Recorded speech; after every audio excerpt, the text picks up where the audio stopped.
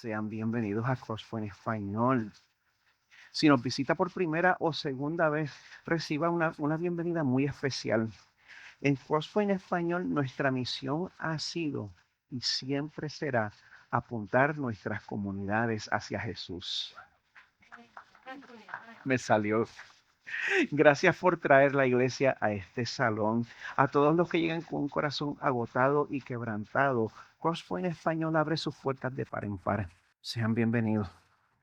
En esta mañana continuamos con nuestra serie La Iglesia Rechazada, basada en la primera carta del apóstol Pedro. Pues aquí Pedro escribe a un grupo de iglesias en el primer siglo, unas iglesias que estaban recibiendo rechazo y hostigamiento de parte de su comunidad y que pocos años después iban a terminar siendo perseguidas por el Imperio Romano. Pues a lo largo de esta serie yo he llegado a una conclusión. Yo he llegado a la conclusión de que la aplicación correcta de la mayoría de las enseñanzas en este libro es que nosotros también debemos estar preparados para padecer por causa de Jesús. La enseñanza menos popular del mundo. Y eso es lo que Pedro parece estar enfatizando domingo tras domingo tras domingo. Nosotros también debemos estar preparados para padecer por causa de Jesús, para sufrir.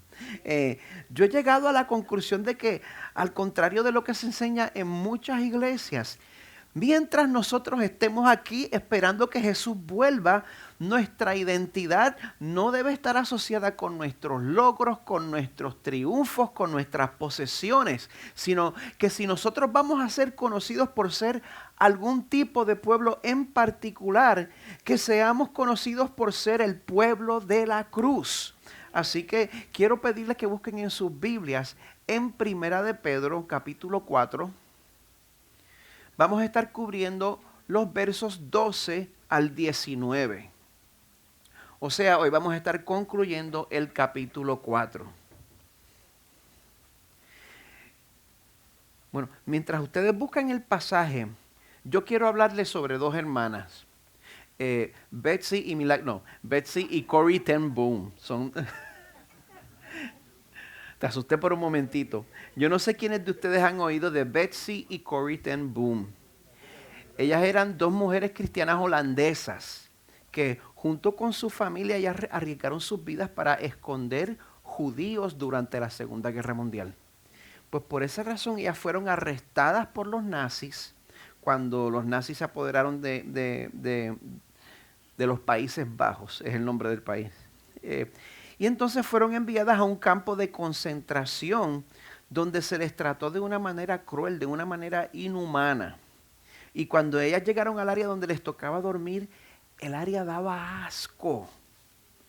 Estaban hacinadas, el sitio olía mal y el sitio estaba infestado con pulgas que corrían en los catres y corrían en los cuerpos de ellas mientras dormían. Pues en ese momento la menor Corrie, eran tres hermanas, pero ellas fueron las que fueron encarceladas juntas. La menor de las dos no pudo aguantar más y le dice a su hermana mayor desesperada: ¿cómo se supone que vamos a vivir en este lugar? Pues su hermana mayor recordó que ellas habían metido allí una Biblia de contrabando. Y ese día habían leído en Primera de Tesalonicenses 5, den gracias en todo, porque esta es la voluntad de Dios para ustedes en Cristo Jesús. Pues en ese momento la mayor, Betsy, resignada pero con fe, empezó a orar: Señor, gracias por este lugar.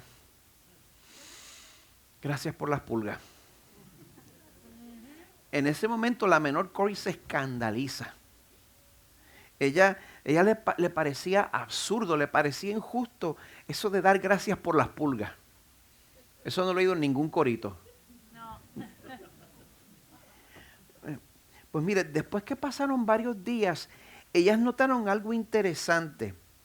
Los guardias nunca entraban al dormitorio para hostigarlas como hacían en otros sitios. Nunca registraban, nunca interrumpían. Así que entonces ellas se aprovecharon de ese abandono y comenzaron un tiempo de estudio bíblico y oración con las otras mujeres que estaban aprisionadas con ellas. Pues en medio de la condición en que vivían, ellas pudieron compartir el evangelio. O sea, la palabra de Dios corrió libremente en medio de un ambiente donde uno nunca lo habría esperado. Cuando la guerra terminó, la menor Corey fue liberada, pero su hermana Betsy había muerto unos 4 días antes debido a las condiciones en el campo de concentración. Pero ellas eventualmente descubrieron la razón por la cual los guardias evitaban el área de ella. Porque estaba infestada de pulgas. O sea, esa misma condición insalubre se había convertido en un instrumento de protección y en una puerta abierta para predicar y para ministrar. Pues que eso nos recuerde a nosotros que el sufrimiento, aun cuando no hace sentido, cuando parece absurdo, cuando parece injusto, a Dios primero que nada no lo toma por sorpresa. Y número 2, Él termina haciéndolo parte de su propósito. Quizás tú estás pasando por una situación donde te estás haciendo la misma pregunta de Corey. ¿Cómo yo voy a hacer esto? ¿Cómo se puede esperar que yo haga esto? Pues en el pasaje de hoy Pedro nos muestra que si estamos unidos a Cristo, esté pendiente a esa salvedad. Si estamos unidos a Cristo, el sufrimiento, en vez de ser destructivo, se convierte en un sirviente. Si estamos unidos a Jesucristo, el sufrimiento, en vez de ser destructivo, se convierte en un sirviente que va a terminar obrando a nuestro favor. Así que bueno, estoy demasiado temprano para agitarme así. Vamos a leer juntos en 1 de Pedro 4, 12 al 19, leyendo de la Nueva Biblia de las Américas. Amados, no se sorprendan del fuego de prueba que en medio de ustedes ha venido para probarlos, como si alguna cosa extraña les estuviera aconteciendo. Antes bien, en la medida en que comparten los padecimientos de Cristo, regocíjense, para que también en la revelación de su gloria se regocijen con gran alegría. Si ustedes son insultados por el nombre de Cristo, dichosos son, pues el Espíritu de gloria y de Dios reposa sobre ustedes. Ciertamente por ellos Él es blasfemado, pero por ustedes es glorificado. Que de ninguna manera sufra alguien de ustedes como asesino, o ladrón, o malhechor, amada iglesia, o por entrometido.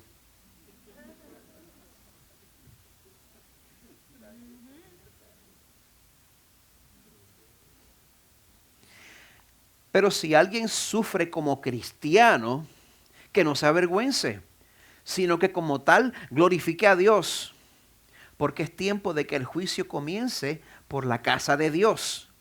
Y si comienza por nosotros primero, ¿cuál será el fin de los que no obedecen el evangelio de Dios? Y si el justo con dificultad se salva, ¿qué será del impío y del pecador? Así que los que sufren conforme a la voluntad de Dios, encomienden sus almas al fiel Creador, haciendo el bien. Palabra de Dios para nosotros. Padre, lo más fácil para nosotros es vivir enfocando nuestra atención en nuestras circunstancias. Y somos tan pronto para quejarnos, Señor. Yo estoy ahí. Ese soy yo. Señor, no reconocemos, no nos damos cuenta de que tu mano soberana está envuelta directamente en cada experiencia difícil que nosotros pasamos. Señor, nosotros no consideramos que tú eres el Dios de todo. el Dios de los eventos positivos, el Dios de nuestras bendiciones, el Dios de nuestras abundancias, pero también el Dios de nuestros sufrimientos, el Dios de nuestras pérdidas, el Dios de nuestros fracasos. Tú eres igualmente soberano sobre todo, Señor. Por eso pedimos que tu palabra nos transforme, para que ya no seamos sorprendidos por la adversidad. Te pedimos, Señor, estas cosas en el nombre de Jesús, quien sufrió y murió por nosotros y con quien vamos a ser resucitados juntamente. Amén. Toda persona que es madura, si hay algo que esa persona odia, es el desperdicio. Por ejemplo, si nosotros estamos trabajando en un documento que casi lo hemos terminado y de momento cerramos el programa, pero se nos olvidó salvar el documento, ¿a quién le ha pasado eso? Cuando nos damos cuenta de lo que acabamos de hacer, nosotros invertimos tanto tiempo y tanto esfuerzo tratando de recuperar el documento perdido. ¿Verdad que sí? De hecho, nosotros estamos dispuestos a pasar más tiempo y esfuerzo tratando de recuperar ese documento que empezando otra vez. Porque aunque nos tome el doble de tiempo, nosotros no podemos soportar habernos esforzado en vano. Eso no. Pues así mismo, cuando pasamos por experiencias dolorosas, por ejemplo, la pérdida de una relación, una de las cosas que lamentamos más profundamente es considerar que todo lo que uno haya invirtió en esa relación haya sido un desperdicio. Para nada. Pero el Dios que conoce nuestros corazones nos dice hoy a través de su palabra que no importa cuál tipo de sufrimiento tengas que atravesar, no importa la manera en que tengas que sufrir, si tú estás en Cristo, tu dolor no será desperdiciado. Amén. Tenlo por seguro, si tú estás en Cristo, tu dolor no será desperdiciado. Mi deseo para nosotros, amada iglesia, es que cuando llegue el momento en que Dios nos llame a pasar por tiempos difíciles, que nosotros no seamos cegados por las circunstancias, que nosotros no caigamos en desesperación como si Dios no existiera, sino que nosotros podamos volver a la palabra de Dios y como aprendimos el domingo pasado, sabiendo que Cristo ha padecido en la carne, armarnos también con el mismo propósito. ¿Cuánta gente le predica eso? Sabiendo que Cristo sufrió en la carne, ármese usted para eso mismo. Que seamos un pueblo que sabe sufrir para la gloria de Dios. Que seamos un pueblo que nos armamos con la sabiduría de Dios y entonces sufrimos con sagacidad, una palabra que yo no uso. Sufrir con sagacidad. Sagacidad significa, pues, sufrir con discernimiento, sufrir con sabiduría. Sufrir sabiendo que la mente del Dios que creó el universo es la misma mente que ha diseñado tu prueba personalmente. ¿No lo entendieron? La misma mente que creó el universo y que lo sostiene momento tras momento, funcionando. Es la misma mente que diseñó tu prueba personalmente. En las últimas semanas, como les dije, Pedro ha estado repitiendo ese mismo tema. Y yo, pues a la hora de predicar, tengo que encontrar maneras diferentes de decir lo mismo que él está diciendo. Pero es que nos hace falta oírlo una y otra vez, porque yo me predico esto 30 veces y a la hora del sufrimiento, ¡ay! Somos iguales. Somos iguales. Pues mire, esta mañana vamos a aprender una vez más cómo ser cristianos maduros que saben sufrir. Leemos en el capítulo 4, verso 12 una vez más. Comienza con una palabra. Amados. Pedro se dirige a un grupo de personas a quien Dios ama. Hay que pausar en esa primera palabra porque si nosotros no estamos listos para enfrentar el sufrimiento, cuando pasemos por el sufrimiento vamos a tener una crisis de fe. Ay, yo no sé si esto de Dios es verdad. Perdón, no me quiero burlar de la gente que está teniendo crisis. Lo que quiero decir es que si nosotros no estamos listos y sabemos que Dios nos ama, cuando pasemos por dificultades vamos a hacernos todo tipo de preguntas. Yo me las he hecho. Me estoy burlando de mí mismo, perdonen. Eh, el sufrimiento nos tienta a pensar que Dios nos abandonó y que nada vale la pena.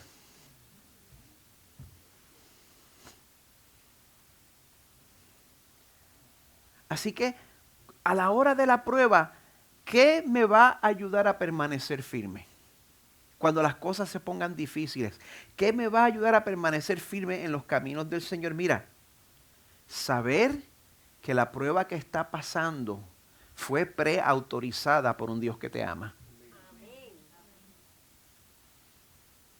La prueba que estás pasando fue preautorizada por un Dios que te ama.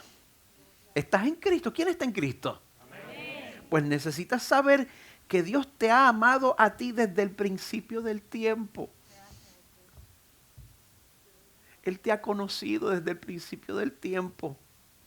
Así que, amado, amada, no se sorprendan del fuego de prueba. Cuando se lee esa frase, el fuego de prueba, pues le podemos pasar por encima, pensando pues que pues otra manera poética de representar el sufrimiento. Pero esa imagen del fuego de la prueba viene directamente del proceso de purificar los metales preciosos, como el oro, como la plata.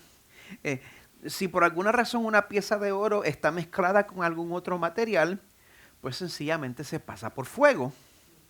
Y lo que hace ese fuego es que separa el metal de cualquier otro material, porque solo el metal puro sobrevive el fuego, el resto se consume.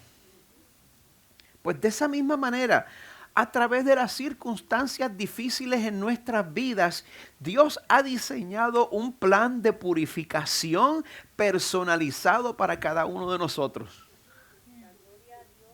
Un plan de purificación que nos va a separar de nuestras impurezas personales, porque usted tiene sus malas mañas y yo tengo las mías. Y el plan de purificación de Dios es personalizado para separarlo de sus impurezas, de nuestras idolatrías. Y ese plan va a embellecer nuestra devoción a Dios de una manera única, de una manera visible. Dios siempre ha tratado con su pueblo de esa manera. No es que la tenga con nosotros. Él siempre ha tratado con su pueblo de esa manera. El autor del Salmo 119 dice, antes que fuera afligido, yo me descarrié, pero ahora guardo tu palabra. Gracias a la disciplina. Antes de ser afligido. Cuando la aflicción resulta en que tú vuelves al Señor, gloria a Dios por la aflicción. Uh-huh. Bueno es para mí ser afligido, para que aprenda tus estatutos. Hay dos maneras de aprender, ¿verdad? Cuando te sientan y te lo enseñan y cuando la vida te lo enseña de una manera tan sabrosa que no se te va a olvidar.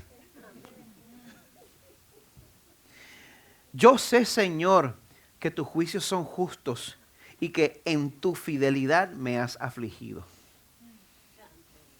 ¿Puedes tratar a Dios de esa manera? ¿Puedes hablar con Él de esa manera? Tú me has afligido, pero es en tu fidelidad. Yo lo sé. Yo lo sé.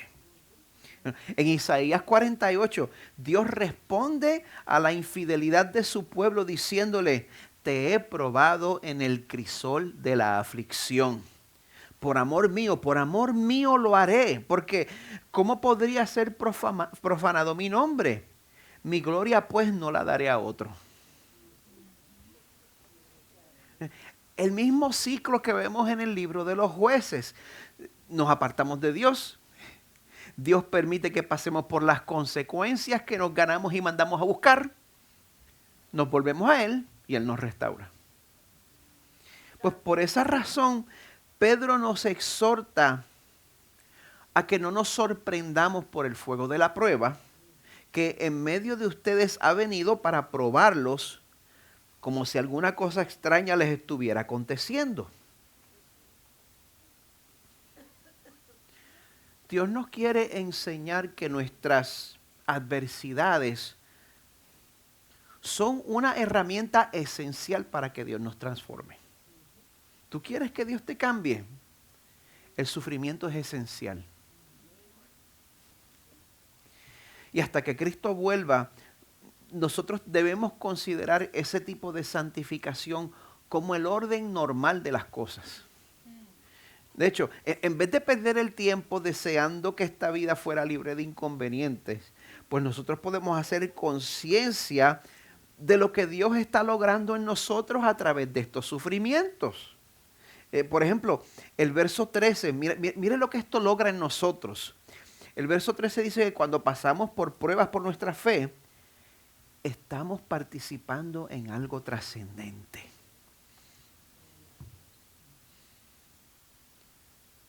Cuando Miguel Medina, que se crió en Villa Carolina, en Puerto Rico, está pasando por dificultades, está participando en algo trascendente. Dice que estamos compartiendo los padecimientos de Cristo. O sea, que cada vez que usted es rechazado, cada vez que usted pierde una oportunidad, cada vez que se burlan de usted por ser seguidor de Jesús, usted está mostrando al mundo que está unido con Cristo. Cuando usted sufre por Él, usted muestra al mundo que está unido con Cristo. Y eso quiere decir que si estamos unidos con Él en su sufrimiento y en su muerte, pues también vamos a resucitar de los muertos como Él resucitó. Por eso Pedro nos dice que si nos toca sufrir junto con Jesús, en medio de ese sufrimiento, regocíjense, para que también en la revelación de su gloria se regocijen con gran alegría.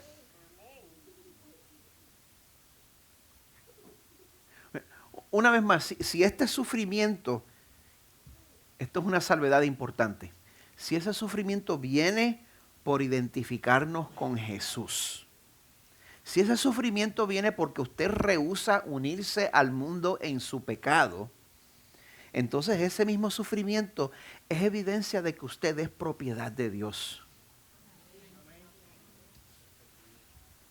Verso 14. Si ustedes son insultados por el nombre de Cristo, dichosos son, pues el Espíritu de gloria y de Dios reposa sobre ustedes. Gracias, Señor. Para mí es increíble. Porque yo conozco mi corazón, yo conozco lo que yo merezco. Y dame cuenta de que el Espíritu de gloria y de Dios reposa sobre mí. Reposa sobre usted también, si usted está en Cristo. Y pues de esa manera, las dificultades que pasamos se convierten en una fuente de seguridad de salvación. Las dificultades que usted pasa se convierten en una manera de usted tener seguridad de que está en la mano ahuecada de Dios. En las palabras del comentarista Edmund Clowney, la realidad de nuestro sufrimiento por Cristo se convierte en la garantía de que pertenecemos a Cristo. Pues esa es una seguridad a la cual nosotros nos podemos aferrar, aunque este mundo nos desprecie, aunque este mundo se burle de nuestra fe. Miren, en los primeros 300 años del cristianismo, ahí fue que el Imperio Romano desató su persecución de muchas maneras a través de etapas distintas. Muchos cristianos fueron torturados y murieron en unas circunstancias que yo me sentiría tan mal si yo tuviera que morir de esa manera, porque la gente que los perseguía los humillaba, los hacía morir en circunstancias sacrílegas, burlándose de su fe, en medio de ceremonias paganas. Imagínese usted siendo pasando por el martirio a través de eso y diciendo, ay Señor, yo tengo que morir en medio de esto que está sucediendo, ten misericordia de mí. Pues mire, les quiero dar el ejemplo de una mujer llamada Santa Inés. Aquí estoy dando un poquito de historia de la iglesia. Santa Inés nació en el año 291, o sea que el Imperio Romano todavía no había reconocido la iglesia. El cristianismo se había convertido más en parte del Imperio Romano, pero no había sido legalizado, por así decirlo. Esta Santa Inés nació siendo parte de la nobleza romana, pero fue criada como cristiana. Ella sufrió el martirio, se estima, a los 12 o 13 años de edad. Ella tenía pretendientes de alto rango, porque ella era parte de la nobleza. Pero ellos se sintieron despreciados porque ella se había comprometido a vivir una vida pura. Y por eso la persiguieron. En resumen, su padre le pidió que negara a Dios. Ella rehusó negar a Dios. Así que fue arrastrada desnuda por las calles hasta un burdel, donde fue juzgada, condenada a muerte y finalmente fue decapitada. 12 o 13 años. Comparto esto con ustedes porque esta joven experimentó su muerte en un lugar profano, pero nada la pudo apartar del amor de Dios. Nada la pudo apartar del amor de Dios. Así que quiero animarles a que recuerden que aunque se burlen de ustedes por su fe y aunque se burlen de Dios para que usted se sienta mal, cuando usted sufre con sagacidad, cuando usted sufre sabiendo lo que Dios está haciendo por usted a través de ese proceso, aunque sus colegas, sus amigos o familiares maldigan a Dios, como dice el resto del verso 14, ciertamente por ellos Él es blasfemado, pero por ustedes es glorificado. Señor, danos la lucidez que necesitamos para sufrir con sagacidad, pero también para sufrir con santidad. Este segundo punto pues nos da una advertencia que todos los cristianos necesitamos oír. Esa advertencia es que, bueno, ¿quién quiere que su sufrimiento tenga significado? Yo también. Si queremos que nuestro sufrimiento tenga significado, mire, busquemos vivir en obediencia a Dios. Si no quieres sufrir de balde, busca obedecer a Dios. Porque los cristianos no estamos exentos de sufrir por ser necios. ¿Oyó eso? Los cristianos no estamos exentos de sufrir por ser necios. Si usted se comporta como un necio, el Señor no lo va a salvar de las consecuencias. Y los cristianos podemos ser necios. No estamos exentos de sufrir por nuestra necedad, ni glorificamos a Dios de esa manera. El verso 15 nos dice que de ninguna manera sufra alguien de ustedes como asesino. Trate de no matar gente, por favor. O ladrón, trate de no meterse en casas a robar en esta Navidad. O malhechor, no sea malandro en general. Hasta ahora se ha sentido para el cristiano, ¿verdad? Bastante, ¿verdad? Pero como nos dice Pedro, tampoco debemos sufrir por entrometidos.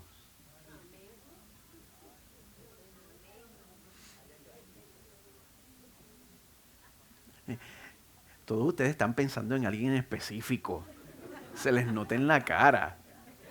Señor los perdone, porque yo no estoy pensando en nadie. Soy el pastor. Entrometido, fisgón, preguntón. En buen puertorriqueño, presentado. Metiche. Bochinchero.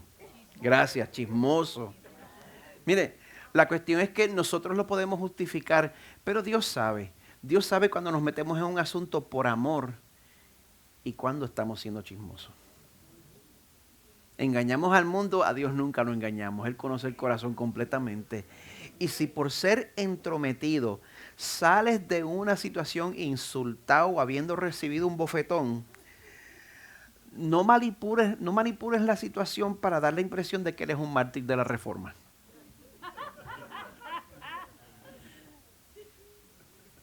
No eres Lutero. La mandaste a buscar y te la ganaste. Ese bofetón, ese insulto fue mandado a buscar. No te quejes, te aguanta. Amén. Eso, esa la vas a sufrir de gratis. Amén. Yo siempre recuerdo las palabras del célebre filósofo Mike Tyson.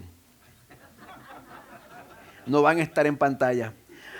Los medios sociales tienen a la gente muy cómoda, faltándole el respeto a los demás sin llevarse la bofetada que les corresponde.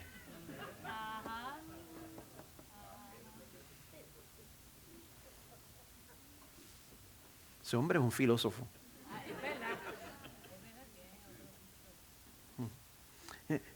Mira, si sigues buscando puedes salir premiado.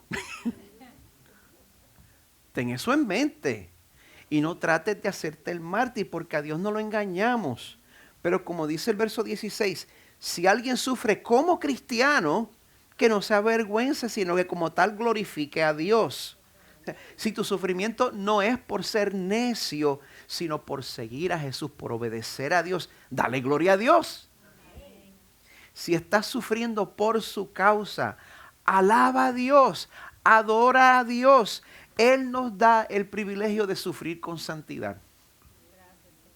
En medio de nuestra imperfección, Él nos da ese privilegio. Pero cuando nos damos cuenta de que de todo lo que Dios hace a través del sufrimiento, eso también nos debe llevar a sufrir con sobriedad. Al principio les mencioné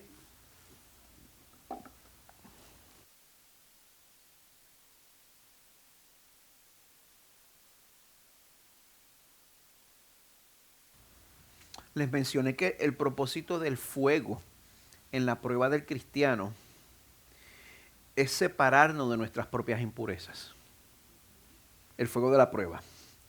Si tu deseo es que cuando termine tu vida puedas estar en la presencia de Dios, ¿quiénes quieren eso? Amén. Es importante que sepas que delante de la presencia santa de Dios no puede haber nada impuro. ¿Quieres estar con Dios cuando termine tu vida? Delante de su presencia no puede haber nada impuro. Y también tengo que dejarte saber que es imposible purificar tu vida a través de tus propios esfuerzos. ¿Sabes por qué? Porque Dios es perfecto y un Dios perfecto exige perfección. A Él no lo podemos impresionar dando un show por fuera. Él exige perfección externa y también perfección de corazón. Las cosas buenas que hacemos tenemos que hacerlas por los motivos correctos. Así que, no sé, ¿quién de ustedes se dan cuenta que se quedan cortos de lo que Dios pide? Si te das cuenta de lo corto que te quedas de la perfección de Dios, pero todavía quieres que Él te acepte. ¡Wow! ¿Verdad? ¡Qué pantalones! Darte cuenta de lo corto que te quedas, pero todavía deseas que el Señor te acepte. Entonces tu única esperanza está en que pongas tu fe en que Jesús sufrió y murió para pagar la deuda de nuestros pecados. Ahí está la esperanza. Jesús sufrió y murió para pagar toda la deuda de todos nuestros pecados. De esa manera, a través de la fe, es algo milagroso. Dios Padre me mira a mí, pero Él ve la vida perfecta y la muerte de Jesús y me la acredita a mí. Esa es la única manera en que en el momento de nuestra muerte todos los creyentes vamos a ser santificados perfectamente y en un abrir y cerrar de ojos. Esa es la única manera. Esa es la única manera. Ahora bien, en adición a eso, Dios ha determinado que En el caso de los creyentes, ¿quiénes son creyentes? Están despiertos. En el caso de nosotros, todos los sufrimientos que pasamos, todos los sufrimientos que pasan, que no sean por entrometido, todos los otros sufrimientos que pasamos, así sea arrancarse un pellejo del labio sin querer. Gracias a Jesús, todos nuestros sufrimientos resultan en un fuego purificador. El sufrimiento que usted pasa no es lo suficiente para hacerlo aceptable delante del Señor. Necesitamos a Jesús. Necesitamos a Jesús. Pero de alguna manera el Señor ha determinado que sus sufrimientos y sus pruebas lo van a hacer parecerse más a Jesús a través de su vida. El, el- el mismo fuego que funde las impurezas perfecciona el oro. ¿Qué eres tú? El mismo fuego que funde las impurezas perfecciona el oro. El mismo diluvio que ahogó al 99% de la humanidad mantuvo el arca a flote. Es a eso que se refiere el verso 17 cuando dice, es tiempo de que el juicio comience por la casa de Dios. Y eso es lo que Dios está haciendo cuando Él permite nuestras pruebas. El juicio está comenzando por su pueblo. Muchas veces nosotros pedimos, Señor, cambia este país. Sana esta tierra. Empieza por nosotros. La candela empieza en la casa. Pero bueno, es mejor estar entre los primeros que entre los últimos, ¿verdad que sí? Porque el verso 17 continúa diciendo que si el juicio comienza por nosotros primero, ¿cuál será el fin de los que no obedecen el Evangelio de Dios? Y si el justo con dificultad se salva, ¿qué será del impío y del pecador? Wow. El mismo fuego que va a consumir a los que rechazan a Jesús. Porque no hay otra manera de decirlo. El mismo fuego que va a consumir a los que rechazan a Jesús es el fuego que nos está formando a nosotros a la imagen de Jesús. A través de las pruebas que usted está pasando. Por eso en el verso 19, pues Pedro cierra ese capítulo 4 exhortando a los que sufren conforme a la voluntad de Dios a que encomienden sus almas al fiel Creador, haciendo el bien. ¿Estás pasando por una situación difícil?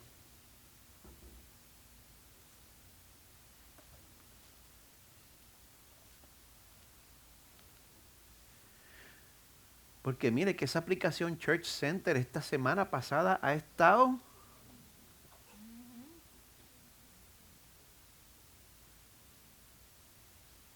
Y no estoy diciendo que es molestia, pero nos pone sobrios darnos cuenta de todas las cosas por las cuales nuestros hermanos están pasando.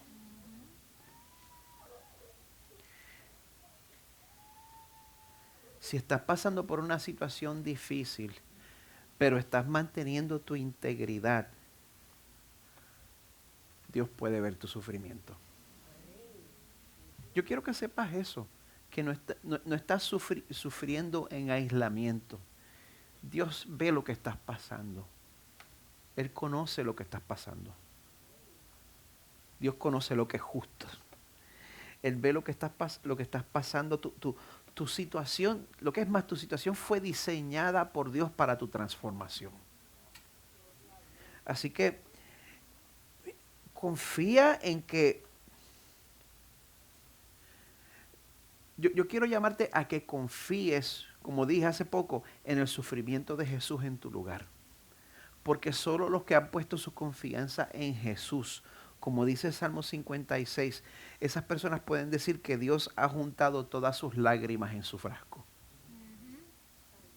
Si eres parte del pueblo de Dios, tú puedes decir, Señor, tú has juntado todas mis lágrimas en tu frasco. Tú conoces todas las cosas que me han afligido a mí. Tú conoces todas las razones por las cuales mi corazón está roto.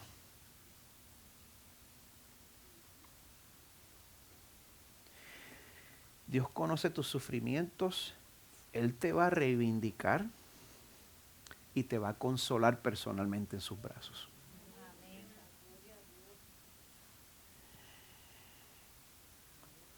El pastor Juan Sánchez en su comentario escribe: el Dios creador es soberano sobre todas las cosas y fiel en todo. Por lo tanto, podemos vivir como exiliados, exiliados sufrientes, sin sorpresa ni desesperación, con una confianza llena de gozo que glorifica a Dios, mientras hacemos el bien sin importar lo que el mundo nos haga. Cierro con esta pregunta. ¿Qué tipo de sufrimiento estás pasando ahora mismo? ¿El que te refina? ¿El que te disciplina? ¿O el que te está dejando en ruina porque no sabes por qué lo estás pasando? ¿Cuál sufrimiento estás pasando ahora mismo? Dios te llama a que aceptes tu identidad como pueblo de la cruz, a que sufras conforme a su voluntad y a que encomiendes tu alma a Él haciendo el bien, porque si estás en Cristo tu dolor no va a ser desperdiciado. Amén. El equipo de adoración puede tomar sus lugares.